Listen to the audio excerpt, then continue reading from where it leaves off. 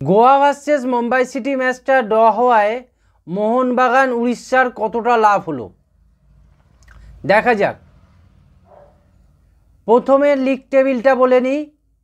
Mohun Bagan 15 match খেলে 30 point, Orissa, Goa আর Mumbai city FC এদের point 16 match খেলে মুম্বাই সিটি এফসি আর উড়িষ্যার পয়েন্ট 32 আর গোয়ার পয়েন্ট 16 ম্যাচ খেলে 29। এই হচ্ছে পয়েন্ট টেবিল। এবারে দেখা যাক কার কি লাভ হচ্ছে এবং কার নেক্সট ম্যাচগুলো কার সাথে বাকি আছে। মোহনবাগানের এক কথায় এই ম্যাচটা ড্র হওয়ায় বিপুলভাবে লাভ হয়েছে, কেননা মোহনবাগান যদি এর পরের ম্যাচটায় জিতে যায় তাহলে মোহনবাগান কিন্তু লিগ টেবিলের টপে চলে যাবে। উড়িষ্যা, মুম্বাই সিটি এফসি এবং গোয়া এই তিনটে টিম মোহনবাগানের থেকে একটা করে ম্যাচ বেশি খেলেছে, তাই মোহনবাগানের থেকে ওদের পয়েন্ট বেশি 2 করে, আর গোয়ার পয়েন্ট একটা ম্যাচ খেলে 1 পয়েন্ট কম মোহনবাগানের থেকে। কিন্তু মোহনবাগান যদি পরের ম্যাচটা জিতে যায় তাহলে মোহনবাগানের পয়েন্ট দাঁড়াবে 33, মানে লিগ টেবিলের টপে চলে যাবে মোহনবাগান। শিল্ড জয়ের দিকে 1 পা বাড়িয়ে দেবে মোহনবাগান। আগের দিন বলছিলাম যারা ভাবছিল মোহনবাগান ড্র করে ভুল করেছে উড়িষ্যার সাথে, আমি বলেছিলাম মোহনবাগান ড্র করেছে, বুদ্ধিমানেরই কাজ করেছে। উড়িষ্যার যে টিমটা আছে লিগ টেবিলের টপে আছে এবং ওর কোচও ভালো রয়েছে, তাই উড়িষ্যার যে ম্যাচটা ছিল সেই ম্যাচটা ড্র হওয়াটা মোহনবাগানের জন্য কোনো ক্ষতি হয়নি। এটা বোঝার দরকার আছে মোহনবাগান যেমন পয়েন্ট লস করেছে উড়িষ্যাও তেমন পয়েন্ট লস করেছে। তো এই হচ্ছে মেন ব্যাপার ছিল। তো আজকের ঠিক সিমিলারলি হলো মোহনবাগান উড়িষ্যার ম্যাচের মতো। এখানে হচ্ছে 1-1 গোলে ড্র হয়েছে। গোয়া পয়েন্ট লস করলো, Mumbai city FC point loss করলো। তাহলে লিগ টেবিল যেমন ছিল ঠিক তেমনই রইল। এই উইকে লিগ টেবিলের কোনো পরিবর্তন ঘটলো না। তাই নেক্সট উইক যদি মোহনবাগান পরের ম্যাচটাই যদি জিতে যায়, জামশেদপুরকে হারিয়ে দেয়, তাহলে মোহনবাগান লিগ টপার হয়ে যাবে।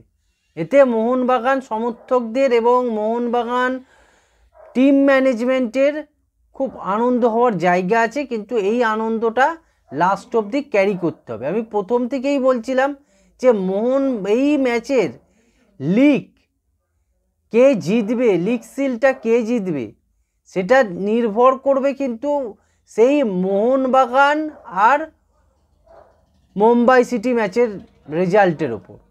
ওইটাই কিন্তু ফাইনাল রেজাল্ট। এই ম্যাচ যতই হোক যাই হোক মোহনবাগান জিতবে তো বটেই, পরের ম্যাচগুলোও জিতবে তো বটেই, কিন্তু মোহনবাগানের লিগ জিততে গেলে মুম্বাই সিটি এফসির সাথে যেই ম্যাচটা আছে একদম শেষ ম্যাচ লিগের, সেই ম্যাচটাকে মোহনবাগানকে জিততেই হবে।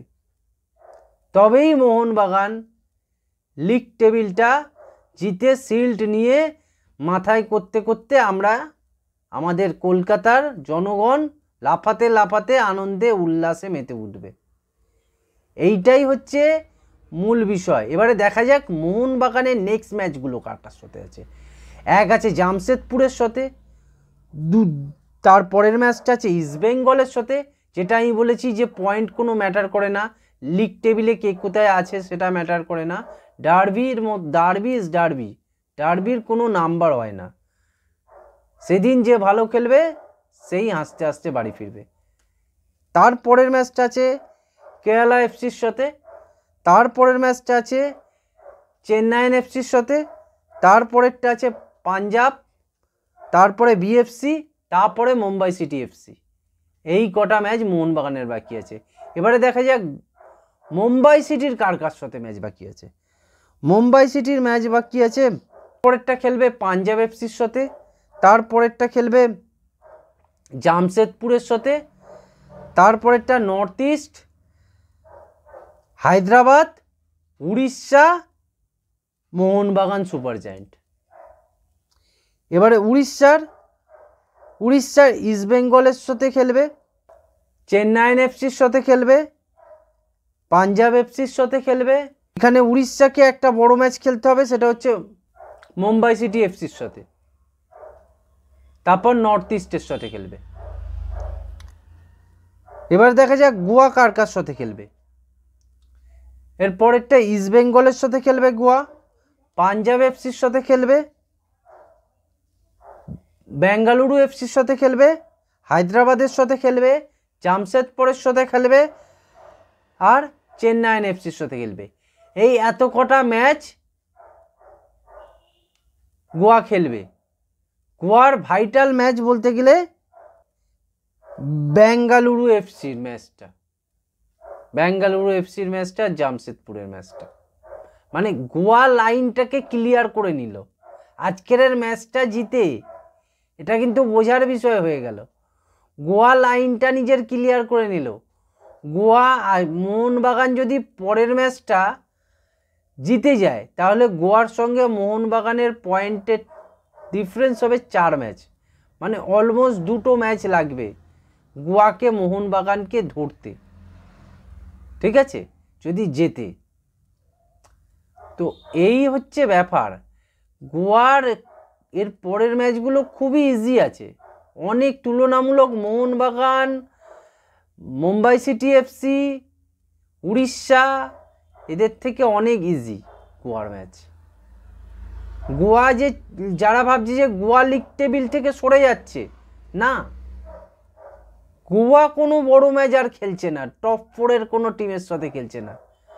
গোয়া খেলছে lower bottom team, middle bottom team, এইসব টিমের সাথে। তো আমার মনে হয় এই ম্যাচগুলো গোয়া বের করে নেবে। তো একটা আটকাবে বলে আমার মনে হচ্ছে না। বেঙ্গালুরুর ম্যাচটা একটু টাফ হবে, কিন্তু আমার মনে হয় বের করে নেবে গোয়া। মানলো মার্কুয়েস রুকার মতো একটা যেখানে ম্যানেজার রয়েছে, তার পক্ষে এ ধরনের ম্যাচ সে ভুল করবে বলে আমার মনে হয় না। তো মোহনবাগানের এখানে কাজ হচ্ছে বুদ্ধিমত্তার সাথে ফুটবল খেলা এবং ফুল পয়েন্ট আর্ন করা যায় কিভাবে, সেটাই টার্গেট রাখা।